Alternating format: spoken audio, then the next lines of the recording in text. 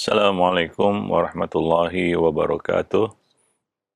Innal hamdalillah nahmaduhu wa nasta'inuhu wa nastaghfiruh wa na'udzu billahi min shururi anfusina wa sayyiati a'malina.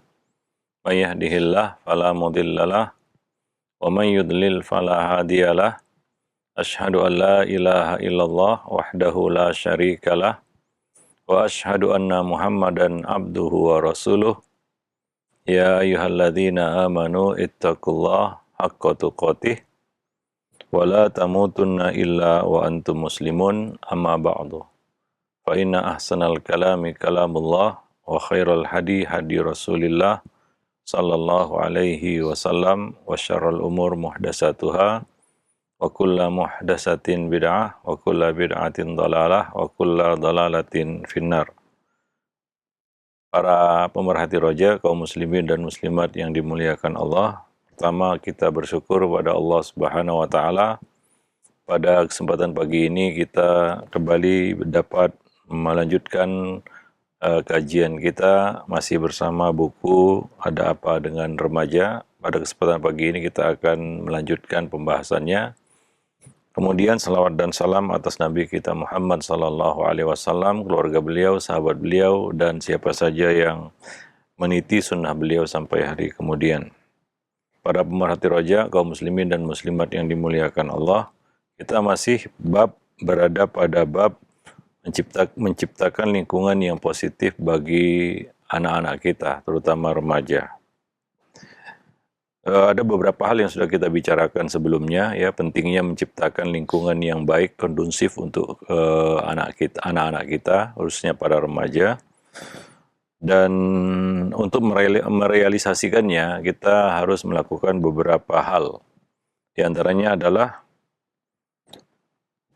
menciptakan lingkungan yang dibangun atas dasar cinta dan kasih sayang. Itu yang akan kita bahas pada kesempatan pagi ini, yaitu lingkungan yang dibangun, lingkungan yang positif itu adalah lingkungan yang dibangun atas dasar cinta dan kasih sayang. Ya, tentunya kita harus memberikan cinta yang tulus kepada anak-anak kita. Bila kita ingin mengubah kehidupan anak secara positif, maka berilah ia tempat yang luas di hati kita. Apabila kita ingin menyintai anak, maka cintailah dia dengan seluruh hati kita. Cinta adalah hal yang paling dibutuhkan oleh anak-anak secara umum, khususnya para remaja. Kita tidak akan berhasil mendidik atau membuat perubahan apapun padanya, ya, apa yang diharapkan, ya, darinya terhadap remaja-remaja kita jika kita tidak memberinya cinta yang cukup, ya. Karena tentunya mengambil hati manusia itu bukan perkara yang mudah. Dan salah satu ciri lingkungan positif adalah lingkungan yang dibangun atas dasar cinta dan kasih sayang.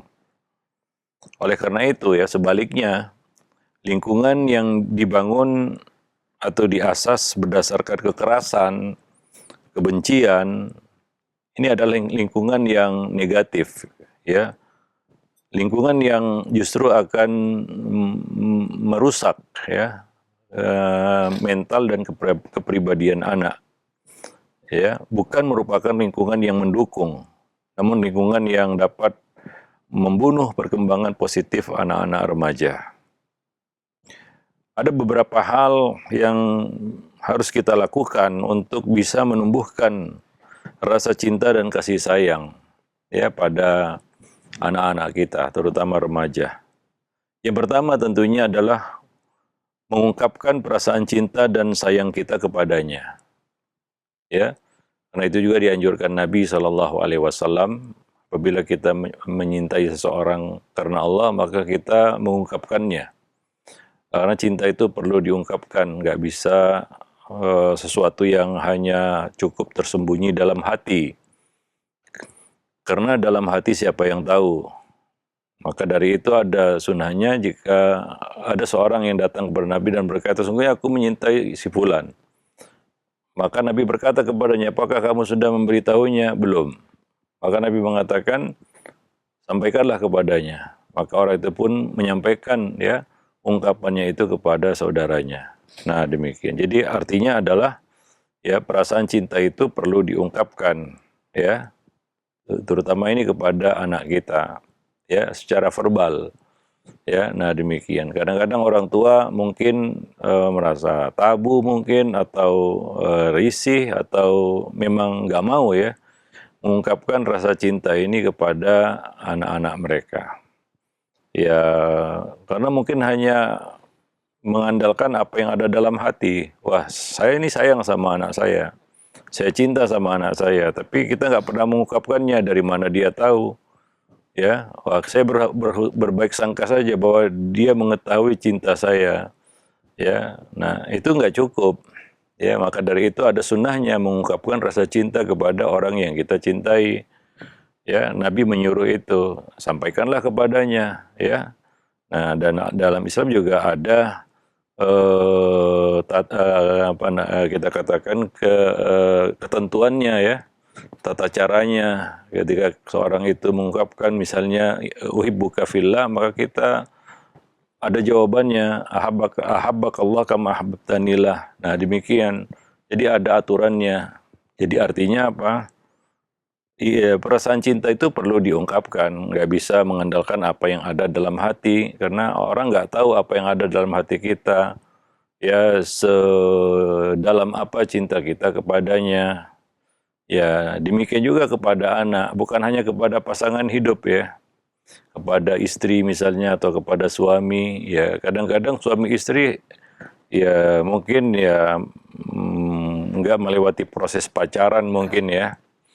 Ya perjodohan, ketemu kan gitu ya, cocok, ya, sesuai kriteria kawin kan begitu ya, nikah. Dan mungkin sudah punya banyak anak, 1, 2, 3, 4, 5, nggak pernah mengungkapkan rasa cinta kepada pasangannya. Mungkin kita menganggap, wah itu kan terlalu gombal ya, nggak perlu lah mengatakan aku menyintaimu, aku sayang padamu. Ya, tidak, itu diperlukan. Itu adalah anggapan yang keliru. Ya, beda ya, satu cinta yang diungkapkan dengan cinta yang terpendam dalam hati. Walaupun ya pada dasarnya, hakikatnya kita menyintainya.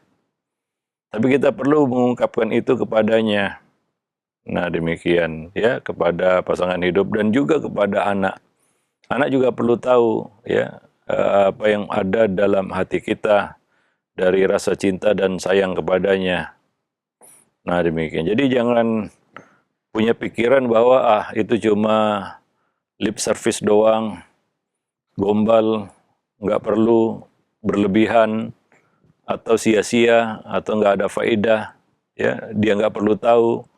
Saya ikhlas, ya nggak seperti itu. Karena ada juga yang beralasan seperti itu. Saya ikhlas mencintainya, nggak perlu dia tahu. Enggak. Kalau demikian adanya, maka Nabi tidak menyuruh orang itu untuk menyampaikan rasa cintanya kepada saudaranya. Ya cukup dalam hati saja, ya sembunyikan saja supaya kamu ikhlas menyintainya. Enggak, itu bukan seperti itu. Ya, nah demikian. Termasuk juga kepada anak-anak kita. Ya, nah. Tapi ya mungkin ini masalah tradisi juga, budaya ya, nggak biasa.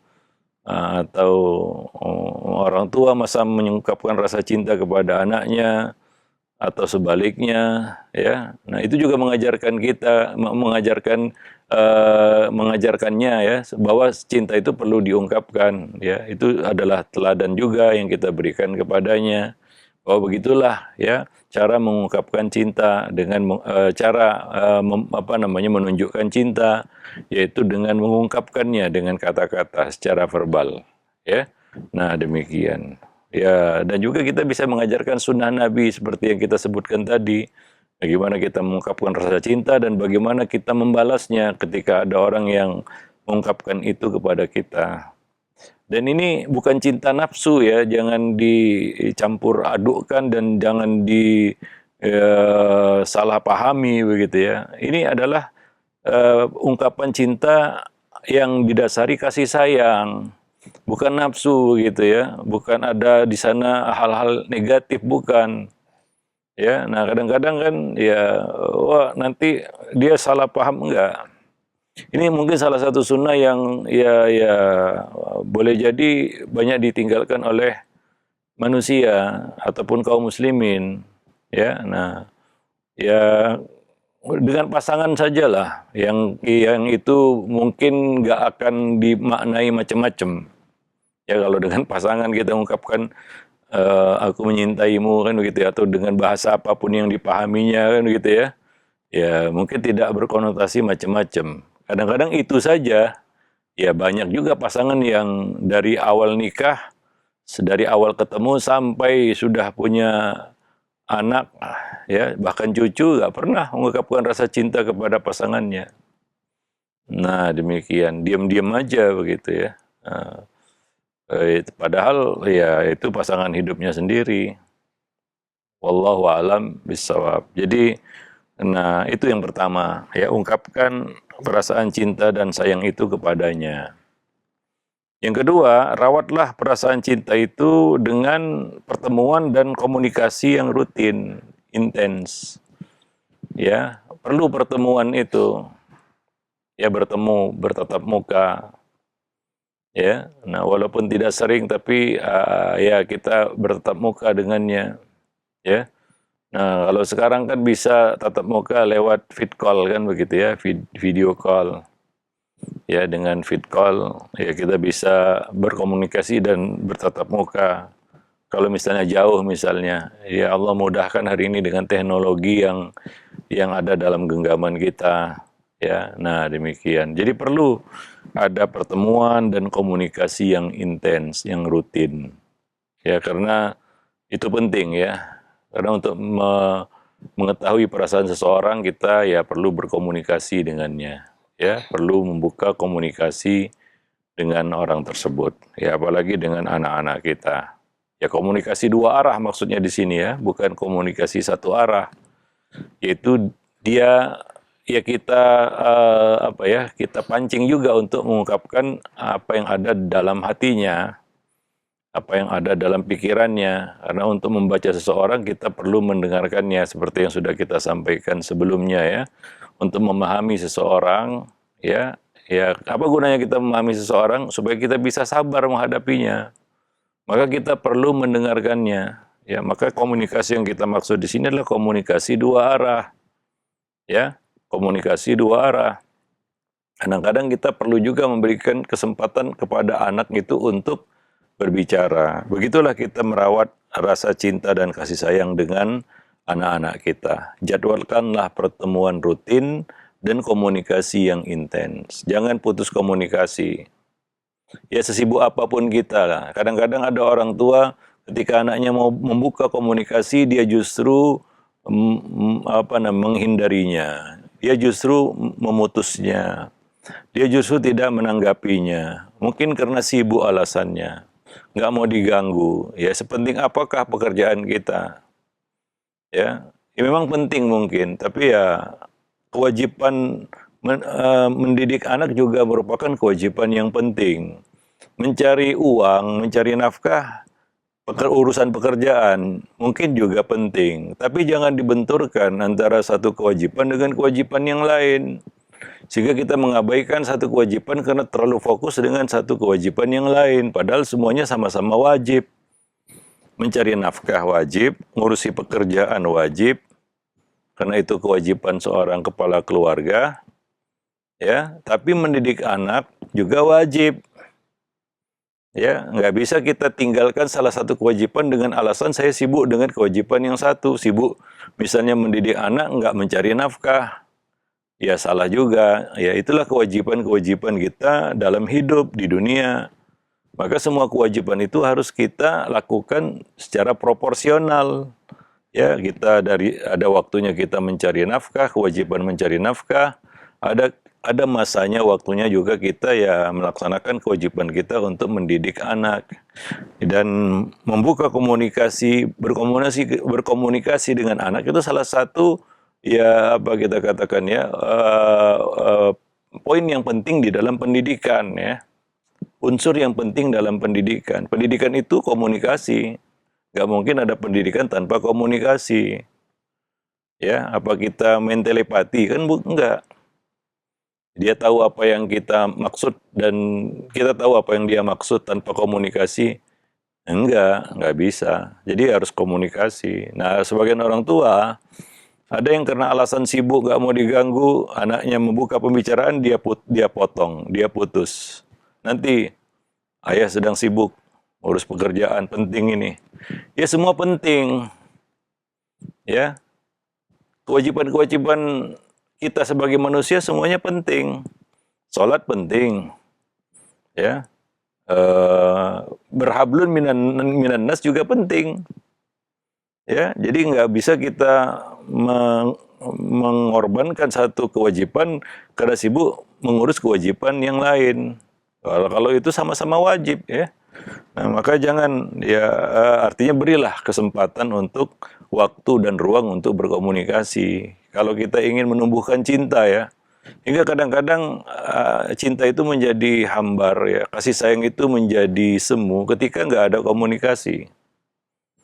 Ya, masing-masing ya merasa aja gitu, cinta yang halu gitu. Dia cinta tuh sama saya.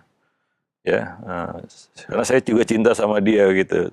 Tapi ya nggak ada komunikasi, nggak, ya nanti cintanya halu ya, kasih sayangnya semu begitu ya. Nah, duga-duga aja gitu ya. Maka untuk memastikannya ya supaya nggak halu dan semu, cinta dan kasih sayang itu ya perlu membangun komunikasi yang baik, pertemuan yang rutin ya. Nah, demikian. Ya, maka kasihlah waktu untuk bertatap muka, ya, berbincang, ya, berkomunikasi, berdialog, ya. Nah, demikian. Tujuannya adalah untuk merawat ya rasa cinta dan kasih sayang itu. Nah, demikian. Yang ketiga, jika dia akan menyintai kita ketika kita bisa menjadi teladan dan inspirasi baginya. Ya, menjadi sosok yang inspiratif bagi anak. Dia akan menyintai kita jika kita bisa menjadi sosok teladan dan menjadi inspirasinya, ya. Nah itu salah satu kita katakan perkara yang menumbuhkan kedekatan ya, yang kemudian dari kedekatan itu akan menumbuhkan rasa cinta, ya. Nah demikian, dan kedekatan itu, keakraban itu ya karena dia melihat satu yang sisi positif ya, yang itu dia merasa worth it lah gitu ya kalau saya dekat dengan orang tua saya gitu. Kenapa? Karena dia adalah teladan, karena dia adalah sosok inspiratif ya. Nah demikian. Ya bukan sebaliknya ya, nggak jadi contoh yang baik ya, justru menjadi sosok yang menyebalkan gitu ya, sehingga lama-kelamaan ini ya, lama-kelamaan dia juga akan menjauh begitu ya. Nah, akan menjauh ya, dia akan menilai kayaknya nggak ada keuntungan apapun ya dekat dengan ayah atau ibu saya karena nggak jadi teladan juga dan nggak bisa menginspirasi juga begitu ya. Nah, demikian. Wah, ini yang terjadi jika ayah dan ibu itu sibuk dengan dunianya sendiri. Ya, sibuk dengan dunianya sendiri ya. Jadi kenapa orang tua harus jaim jaga image supaya bisa memberikan teladan kepada anaknya, supaya menjadi sosok yang inspiratif bagi anak gitu ya. Nah kadang-kadang misalnya ya, kita orang tua perlu bercerita tentang pengalaman, yaitu tentang keberhasilannya agar bisa menjadi inspirasi bagi anaknya, atau pengalaman sehingga anak bisa mengambil pelajaran dari orang tuanya. Maka gak heran kalau dulu kita ya dulu ya merasa dekat dengan orang tua itu karena orang tua suka cerita tentang pengalamannya, tentang bagaimana cara ya orang tua itu menjadi orang yang berhasil misalnya ya, baik itu dalam hal agama maupun dunia ya, dalam hal belajar bagaimana ya supaya bisa berprestasi ya, itu akan memberikan inspirasi baginya, dia akan suka mendengarkannya ya. Nah demikian, bukan kita menjadi sosok yang menyebalkan begitu ya.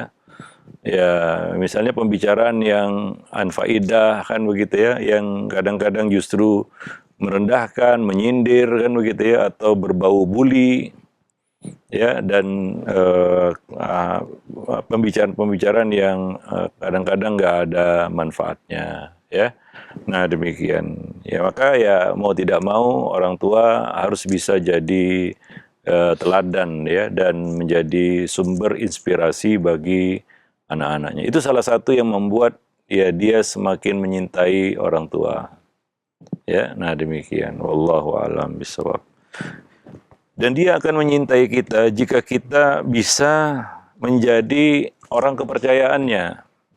Nah, ini penting ya. Setiap orang punya rahasia, anak kita juga punya rahasia. Jangan sekali-kali membongkar rahasianya di depan umum atau di depan orang lain. Ya, yang dia nggak suka itu. Ya kadang-kadang orang tua kebablasan, ya, ya membongkar rahasia.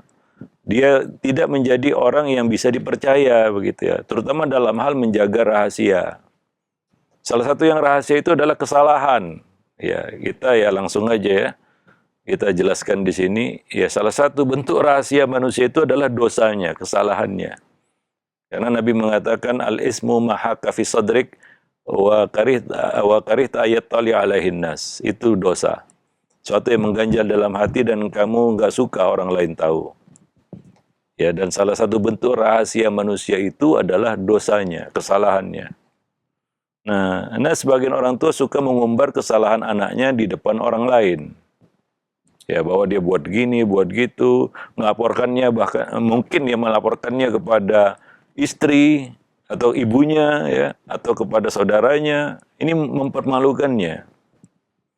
Ya, sekali lagi salah satu rahasia manusia itu adalah dosanya. Maka kalau kita tahu seorang itu buat dosa, buat salah, maka kita harus memandangnya itu sebagai sebuah rahasia yang nggak boleh kita umbar kemana-mana, gitu ya. Nah, itu akan membuatnya malu ya, menjatuhkan air mukanya, menjatuhkan kehormatannya, dan kemudian itu pasti dia nggak akan percaya lagi sama kita. Ya, dia tidak akan percaya lagi sama kita. Nah, celakanya kalau itu anak, ya ketika dia sudah tidak percaya kepada kita, jangankan ya cinta ya, itu terlalu jauh. Ya, dekat aja mungkin dia sudah nggak mau itu. Dekat aja dia udah nggak mau itu. Apalagi kita kerap melakukannya, suka membongkar kesalahannya ataupun aibnya ya. Nah, dan rahasia yang paling nggak suka orang lain seorang itu terbongkar kepada orang lain adalah dosa. Maka kita nggak boleh mencari-cari ataupun sengaja memata-matai kesalahan orang. Kenapa? Ya satu itu nggak boleh. Yang kedua, ya sekuat apa hati kita, diri kita untuk bisa menjaga rahasia itu. Ya, nah, ya kebanyakannya bobol, jebol. Artinya gimana? Akhirnya menjadi rahasia umum, orang lain tahu. Ya, itu kebongkarnya bukan kita kumpulkan orang, kita ceritakan, enggak. Itu dari telinga ke telinga, dari mulut ke mulut. Nah, lalu kita katakan, jangan bilang siapa-siapa ya, ini rahasia, ya sama aja. Ya, akhirnya menyebarlah kemana-mana dengan kata-kata itu. Nah, itu kalau itu berlaku pada anak dan pelakunya adalah orang tua, wajar kalau anak itu jatuh. Ya, kita katakan kepercayaannya kepada kita. Hatta kepada pasangan kita, alias mungkin ibunya ya atau ayahnya. Ya, nggak perlu ya kita kita bongkar rahasianya itu kepada orang lain. Ya, nah, jadi itu yang perlu. Jadi rahasia itu bukan suatu yang dia bisikkan kepada kita, bukan itu. Ya itu rahasia mungkin kalaupun kebongkar, kalau seperti itu dia juga nggak begitu marah kan begitu ya. Nah, tapi kalau dosa, kesalahan yang kita tahu orang lain nggak tahu, lalu kita bongkar itu, kita sebarkan itu, ini akan membuatnya malu. Karena sifat dosa itu, ya, engkau nggak suka orang lain tahu itu. Maka jagalah rahasia manusia, terutama dosa dan kesalahannya. Nah demikian, wallahu alam bisawab. Nah jika kita bisa menjadi orang kepercayaannya, yang bisa dipercayanya, ya, dia mempercayai kita, ya, maka dia akan menyintai kita. Dia akan menyayangi kita. Begitulah kita memperlakukan orang yang bisa menjaga rahasia kita ya. Kita pun udah ketar-ketir nih ya, saya ketahuan nih, tahu buat salah, tahu buat dosa. Tapi orang itu merahasiakannya, ya mau nggak mau ya kita akan dekat dengannya. Kita akan respect kepada orang itu. Ya, nah demikian. Karena ada rasa takut juga nanti dia ngomong kan gitu ya. Nanti dia bicara gitu. Ketika dia bisa menjaganya, pasti kita akan respect kepada orang itu. Demikian juga anak-anak kita. Nah, kadang-kadang sebagian orang tua ya suka bocor istilahnya. Cerita ke sana kemari, bahkan kepada orang-orang dekat kita ya, tadi kepada saudara-saudaranya. Ya, mungkin kita anggap itu biasalah supaya orang lain tahu gitu ya. Enggak. Kita aja lah kalau kita buat salah, orang lain nggak tahu, ada orang yang tahu. Lalu dia ceritakan ke orang-orang, ya mungkin kita juga nggak akan merasa enak ya, nggak merasa nyaman dan tenang ya dengan apa yang dilakukannya itu. Ya. Bahkan kita ya akan berubah, kalau sebelumnya kita cinta akan berubah jadi benci begitu ya. Kenapa? Karena rahasia kita terbongkar gitu. Ya. Nah, demikian. Maka jagalah rahasia anak. Ya, dan rahasia yang paling rahasia pada seseorang adalah dosanya, kesalahannya. Itu dia. Maka jangan dengan mudah kita membongkar dosa orang lain, atau menceritakan dosa orang lain, atau kesalahan orang lain yang kita tahu mungkin orang-orang nggak tahu. Ya, nah demikian. Kemudian, ya, dia akan menyintai kita. Ya, anak akan menyintai kita jika ya kita mau bertukar pikiran dengannya, bermusyawarah, tukar pikiran. Ini lebih dari sekedar komunikasi ya. Seperti yang dilakukan oleh Nabi Ibrahim dengan anaknya. Untuk melaksanakan salah satu perintah Allah Subhanahu wa taala. Ya, yang Allah ceritakan dalam surat As-Saffat. Ya, ayat 100 dan seterusnya. Ya, yang sudah kita bahas juga sebelumnya ya, bagaimana Nabi Ibrahim berkata kepada Ismail, Inni arafil manami anni adzbahuk. Fandur madza tarah. Nah, itu berdialog namanya, bermusyawarah. Artinya kita menghargainya dengan mau mendengarkan pendapatnya. Itu salah satu bentuk penghargaan kita kepada seseorang, yaitu kita mau mendengarkan pendapatnya dan kita menghargainya. Begitu kita menghormati seseorang. Ya, bukan dengan retorika ataupun dengan hal-hal yang seolah-olah menghormatinya begitu. Padahal sebenarnya ya dia juga kurang respect sama kita. Karena kita terlalu intimidatif ya dengan memaksakan kehendak dan pendapat kita kepadanya dan nggak pernah memberikan kesempatan kepadanya untuk berpendapat. Ya. Nah, apalagi orang tua yang main pokoknya dan pokoknya itu terkesan kurang menghargai ya. Oh, dia kan anak, harus dengarkan kita. Iya, betul. Tapi ada kalanya juga kita ya harus mendengarkan pendapatnya. Ya, boleh jadi ya, mana tahu pendapatnya itu lebih brilian ya, lebih bernas, lebih cemerlang daripada pendapat kita. Apalagi ini kita berhadapan dengan remaja ya. Ya, begitulah kadang-kadang manusia itu tidak bisa, kebenaran itu kadang-kadang Allah munculkan dari lisan yang lain, begitu ya, bukan dari lisan kita, begitu. Ya, karena makanya dari itu kita diperintahkan untuk mendengar, ya. Nah, mendengar, kenapa? Boleh jadi, orang yang kita sampaikan misalnya hadis ya kepadanya, dia lebih paham daripada kita. Itu perlunya kita mendengar. Ya. Nah, demikian. Maka salah satu bentuk penghormatan, respek kita kepada seseorang, ini bukan hanya kepada anak ya, yaitu kita mau mendengarkan pendapatnya. Sama istri juga demikian ya. Ini bukan sama anak aja ya, terhadap anak saja ya. Terhadap istri juga sama. Kalau kita menghargai dan menghormatinya ya, maka dengarkan pendapatnya. biarkan dia bicara untuk bertukar pikiran dengan kita. Musyawarah istilahnya, ya. Begitulah kita menghargai seseorang. Begitulah kita menghargai, mengapresiasi seseorang, yaitu dengan mendengarkan pendapatnya. Nah, dengan anak juga sama, ya. Nah, ada orang tua yang terus motong perkataan anaknya. Dengarkan, dengar, diam. Pokoknya kamu diam, pokoknya. Nggak memberikan kesempatan bagi anak untuk berpendapat. Apa yang sebenarnya ada dalam benaknya, dalam pikirannya. Ya, mungkin orang tua ini takut kata-katanya nggak diikuti sama anaknya, mungkin. Kita ini bukan orang yang merangkum semua ilmu di kepala kita. Memang kita orang tua super power gitu ya, semua ilmu ada di kepala kita gitu, hingga kata-kata kita itu jadi wahyu gitu. Kan tidak, makanya kita perlu dengar juga. Sama istri juga sama, banyak juga suami yang ya kayaknya semua ilmu sudah ada di kepalanya itu. Nggak pernah mau mendengarkan istrinya. Ya, dibungkam terus. Nah, orang itu kalau diperlakukan seperti itu, lama-lama bosan juga. Dan dia merasa nggak dihargai, begitu ya. Nah, lama-lama dia mengatakan, udah percuma. Dia nggak mau memberikan pendapat apapun, ya usul apapun, saran apapun kepada kita, diam aja dia. Nabi saja mendengarkan usulan, masukan dari istri. Itu terjadi ketika perjanjian Hudaibiyah ya.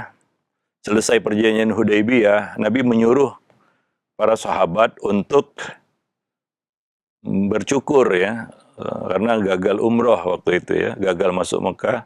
Ya mereka mau nggak mau harus bertahalul, mencukur rambut dan menyembelih hewan hadyu mereka. Nabi pun mengeluarkan perintah, tapi nggak ada yang melakukannya. Ya nggak ada yang mengerjakan apa yang dikatakan Nabi. Sehingga Nabi marah dan masuk ke tenda. Nggak tahu lagi apa yang mau dibuat. Ya, nah biasanya kan nggak seperti itu. Di situ ada Abu Bakar, ada Umar. Karena mereka masih shock dengan isi perjanjian Hudaibiyah itu. Yang dinilai merugikan kaum muslimin, berat sebelah, nggak adil. Maka ketika Nabi menyuruh mereka untuk bertahalul dan menyembelih hewan hadyu, nggak ada yang melakukannya. Nggak terbayang ini ya. Biasanya nggak seperti itu.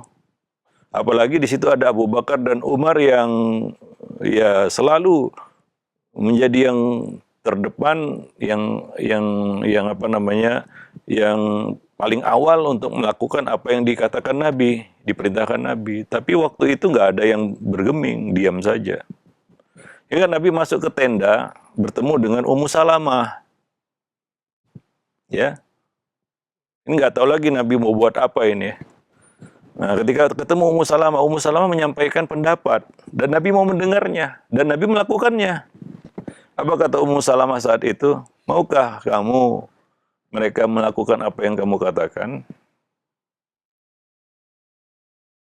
Keluarlah, jangan bicara sama siapapun. Panggil tukang cukur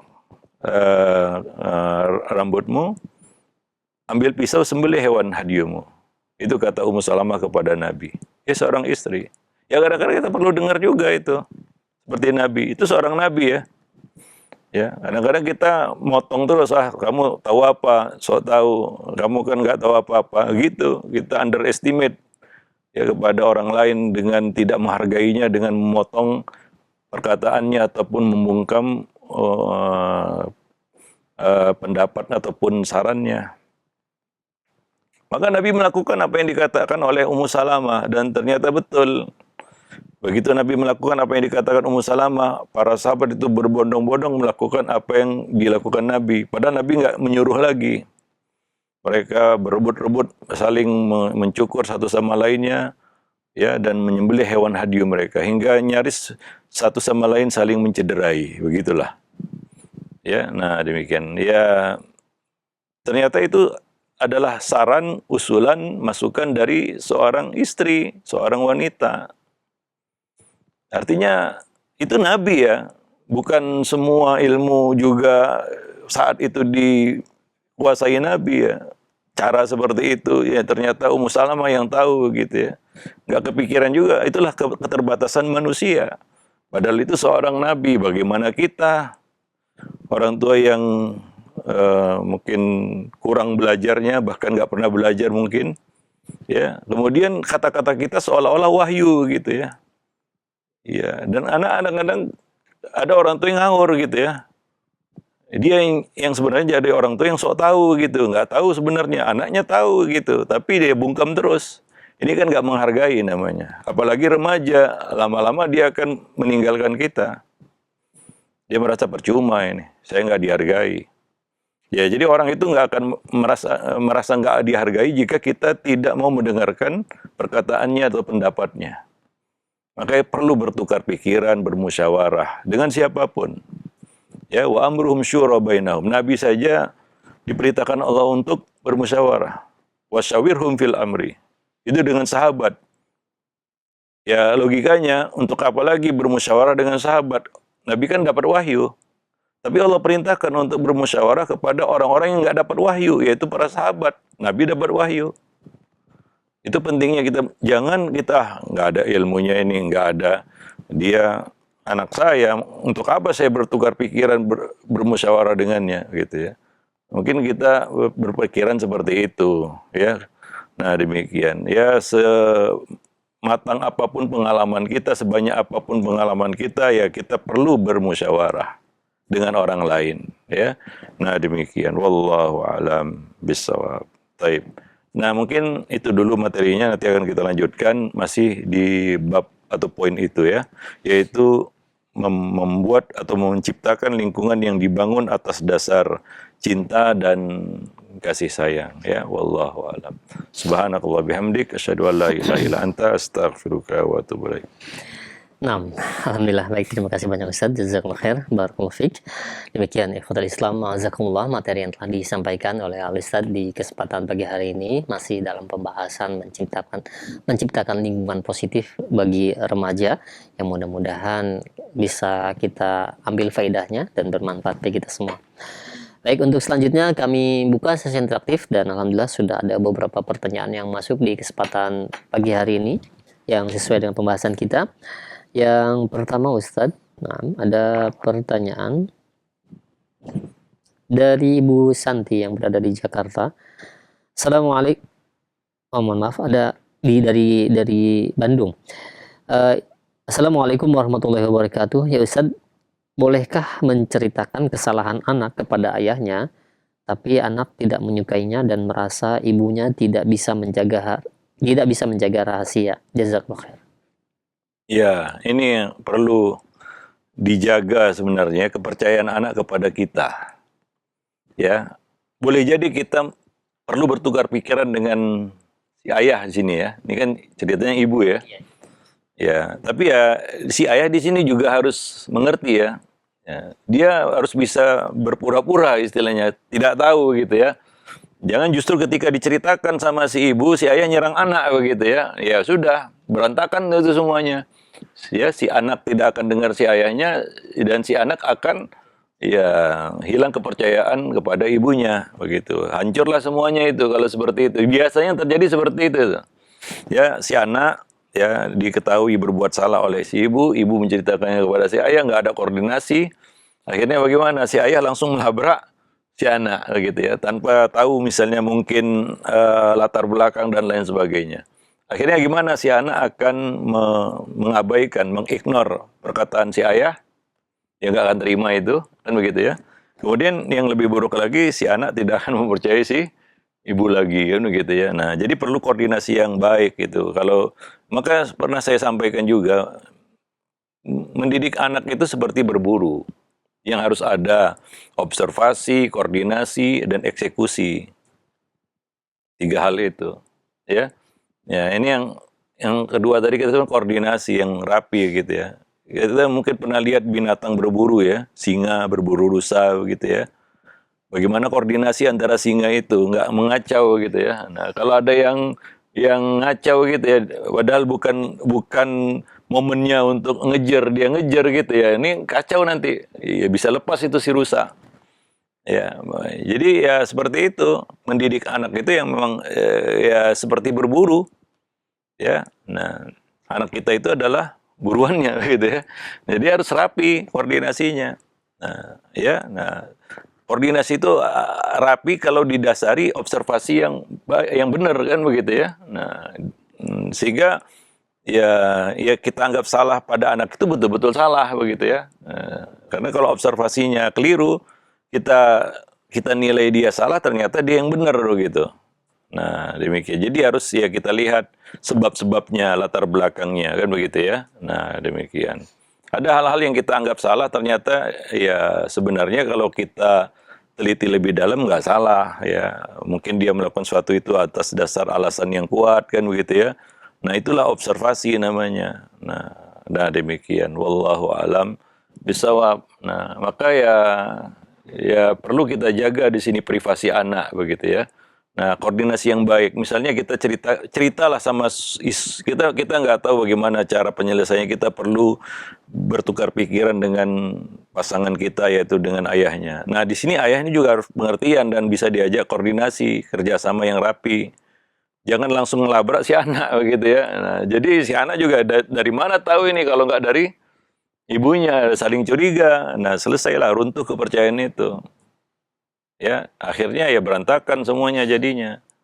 Ya, nah kalau itu terjadi lebih dari sekali ya sudah habis. Anak itu mungkin cari orang lain yang dia percaya begitu ya. Nah, jadi banyak anak-anak yang nggak dekat sama orang tuanya karena masalah-masalah kecil seperti ini. Tapi sebenarnya nggak kecil ini. Ini masalah yang besar sebenarnya, masalah kepercayaan kan begitu ya. Nah, jadi jika kita ingin dia mencintai kita, jadilah kita orang yang bisa dipercaya. Ya, nah demikian. Tadi kita sebutkan rahasia yang terdalam pada manusia adalah dosanya. Ya, wallahu a'lam bishawab. Nah, alhamdulillah. Baik, terima kasih banyak Ustaz atas jawaban dan nasihatnya. Demikian ya untuk ibu yang berada di Bandung tadi yang bertanya. Dan selanjutnya ada pertanyaan kembali ini dari Ibu Nia yang berada di Jambi. Ya Ustaz, saya mempunyai anak remaja laki-laki berusia 18 tahun. Suatu ketika saya mengecek HP-nya lalu melihat chat dia dengan teman perempuan. Dari chat-chatnya itu saya menilai bahwa dia melakukan pacaran, Ustaz. Lalu saya bertanya kepada dia dan dia hanya menjawab itu hanya teman biasa. Bagaimana sikap saya, Ustaz, agar dia bisa terbuka ya mengenai hal ini dan saya bisa menasihatinya? Ya, ya tentunya jangan memata-matai anak juga yang pertama ya. Nah, kalau itu kedapatan lah misalnya ya kita katakan ya, ada orang tua yang siap, ya dia siap untuk tahu kesalahan anak, hingga dia bisa berpikir jernih bagaimana cara untuk menyelesaikannya dengan cara yang baik ya. Ada yang nggak siap begitu ya, mengetahui kesalahan anak. Sehingga kadang-kadang penyelesaiannya berantakan gitu, heboh, nggak karuan, cerita sana sini kan gitu ya. Cerita dia sama suaminya, cerita dia sama saudara-saudaranya kan gitu ya. Oh, ternyata si fulan pacaran. Nah, itu kadang-kadang yang membuat berantakan urusan ini begitu ya. Nah, jadi kita harus paham juga, manusia itu tempatnya kesalahan, tidak terkecuali anak kita kan begitu ya. Nah, jadi kita ya harus ya bisa memandangnya dulu sebagai suatu hal yang bisa saja terjadi pada semua orang. Ya, orang juga bisa memergoki dosa kita begitu ya, yang mungkin kita nggak tahu itu. Ya, nah demikian. Ya pertama tadi itu jangan sengaja memata-matai anak gitu ya. Nggak semua orang pasti nggak suka lah dimata-matai. Nah demikian. Nah kalau kita tahu itu, ya, kalau kita tahu itu, maka yang pertama harus kita lakukan adalah menjaga rahasianya itu, ya, menjaga rahasianya itu. Jangan dijadikan sebagai jadi rahasia umum istilahnya.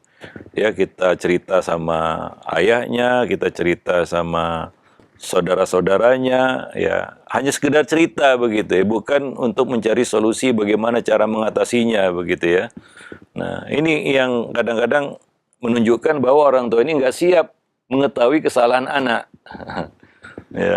Ya berantakan itu, ya. Si anak pun jadi kadang-kadang orang itu diperlakukan seperti itu tambah ngelawan istilahnya. Ya tambah dia tunjukkan eksistensinya. Oh ya udah saya pacaran katanya. Hingga kita tidak bisa menguasai hatinya begitu ya. Nah, seperti itu. Jadi ya yang kedua adalah ya orang tua itu juga harus siap itu untuk tahu kesalahan anaknya begitu ya. Nah, sebagaimana kita juga di dalam hablun minan nas, ya suami istri juga ya. Ada pasangan itu yang nggak siap untuk mengetahui ya kesalahan pasangannya. Jadi kita katakan dosa itu rahasia. Ya seperti itu, pacaran kan dosa. Ya maka dia menganggap itu rahasia. Ya, nah demikian. Ya, jadi ya seperti itu yang ya awalnya ini dulu ya. Dasarnya dulu ini. Nah, kemudian baru setelah itu tadi kita sebutkan mendidik anak itu seperti berburu. Maka di sini perlu kita koordinasi dengan ayahnya, ya, dengan yang lainnya, begitu. Masuk dari sisi yang mungkin dia nggak merasa bahwasanya orang lain sudah tahu dan memang semuanya menjurus menuju ke satu arah, yaitu supaya dia berhenti dari dosanya itu. Itulah namanya berburu, kan begitu ya. Nah, demikian. Jadi tidak gerasa-gerusu dan seolah-olah panik begitu ya. Ya siapa yang nggak buat dosa? Ya. Jangan kita katakan masa nggak tahu pacaran itu haram. Ya nggak bisa seperti itu. Lalu kita ngamuk-ngamuk, marah-marah sama anak, ya percuma disekolahkan, percuma. Ya boleh jadi dia juga nggak tahu mungkin kan begitu ya, atau hal-hal lain lah begitu ya. Nah itulah banyak alasan ya orang itu jatuh dalam dosa. Ya anak itu berbuat dosa begitu ya. Nah dan juga ya orang tua juga harus introspeksi diri begitu. Pendidikan itu riwayat. Ini cerita anak 18 tahun gitu ya. Itu riwayat itu udah 18 tahun gitu ya. Artinya kalau sanad tuh panjangnya udah panjang itu ya sanadnya itu. Nah, dia selidiki sanadnya ini, sanad pendidikan ini, riwayat pendidikan itu. Jangan-jangan ya ini celah berasal dari orang tua. Ya boleh jadi. Apalagi orang tua tidak melaksanakan fungsinya selama ini. Artinya apa? Pendidikan itu kebanyakan dititip. Ya, dititip sama yang lain, pihak ketiga. Ya, jadi ya dia nggak tahu menahu aja. Tiba-tiba ketika anak itu sampai di usia seperti itu, kemudian kedapatan pacaran misalnya atau yang lainnya kan begitu ya. Lalu dia keluar kata-kata mutiaranya, memang nggak diajari, memang nggak tahu gitu ya, nggak diajarkan di sekolah, ya nggak tahu juga, jangan-jangan diajar di sekolah. Ini itu pentingnya riwayat kan gitu ya. Dalam pendidikan itu pentingnya sanad riwayat pendidikan itu si anak ini. Ya, nah demikian. Ya jadi kita harus melihat dari semua sisi. Ya, jadi kita juga bisa memberikan penyelesaian yang terbaik begitu ya. Sehingga ya tidak ya kadang-kadang itu akan mungkin dia berhenti pacaran gitu, tapi dengan rasa terpaksa, tapi dia merasa ini gara-gara ibu saya ini gitu ya. Ya. Tapi tidak sepenuhnya dia tinggalkan nantinya ya. Dia cari kesempatan kita lengah, dia lakukan lagi gitu. Karena kita tidak berhasil meraih hatinya ya. Nah, demikian. Wallahu a'lam bishawab. Ya, sebenarnya panjang harus kita bicarakan tentang masalah-masalah seperti ini ya. Nah, karena itu di sini perlunya kita ya melakukan pendekatan-pendekatan yang terus-menerus kepada anak. Ya, sehingga bukan hanya masalah pacaran, masalah yang lainnya juga penyelesaiannya juga akan sama begitu ya. Karena namanya anak identik dengan salah. Ya, manusia bahkan identik dengan salah. Ya, nah kadang-kadang orang tua berekspektasi terlalu tinggi. Dia ingin anaknya nggak berbuat salah. Lalu celakanya dia lihat anak orang lain, seolah-olah anak orang lain nggak buat salah begitu ya. Sama aja, semua anak buat salah. Coba kita aja yang nggak tahu gitu ya. Nah, Kita lihat anak orang lain alim-alim saja kayaknya kan gitu ya. Padahal juga mungkin ya sama dengan anak-anak kita ya. Wallahu alam bisawab. Nah, itu mungkin Nah, Ustaz. jawabannya ya. Iya.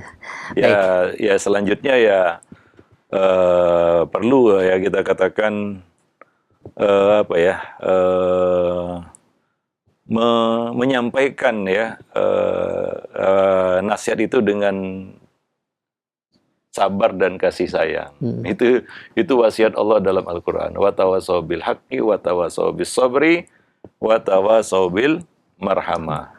Nah, demikian. Ya, kewajiban kita hanya menasihati. Hidayah bukan di tangan manusia.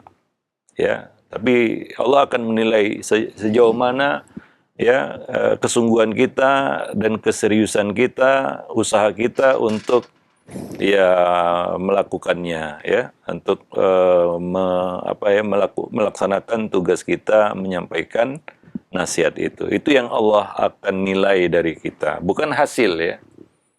Ya, pernah saya sampaikan juga bahwa di dalam mendidik ini, berdakwah, mendidik dan sejenisnya, yang Allah lihat nanti bukan hasilnya. Yang ditanyakan di akhirat nanti juga bukan hasil.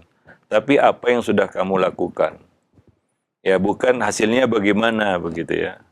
Nah, hasilnya bagaimana, enggak. Itu enggak akan Allah tanyakan kepada kita. Karena itu urusan Allah juga kan gitu ya. Orang itu dapat hidayah atau tidak bukan di tangan manusia, tapi di tangan Allah Subhanahu wa taala. Nah, demikian. Tapi yang Allah akan tanyakan sebagai pertanggungjawaban kita di hadapannya nanti ya, apakah nanti jawaban kita pertanggungjawaban diterima atau tidak adalah apa yang sudah kita lakukan.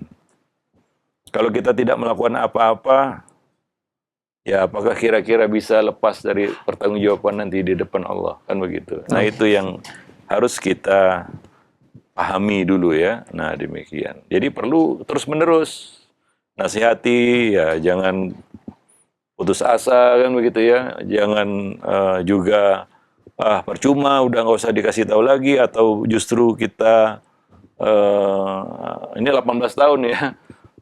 Membuat dia justru menjauh dari kita kan gitu ya. Nah, ya itu mungkin masalahnya tambah rumit kan begitu. Wallahu alam bisawab. Nah, mungkin demikianlah ya pertemuan kita pada kesempatan pagi ini, mudah-mudahan bermanfaat. Subhanakallah bihamdik asyhadu an la ilaha illa anta astaghfiruka wa atubu ilaik. Assalamualaikum warahmatullahi wabarakatuh.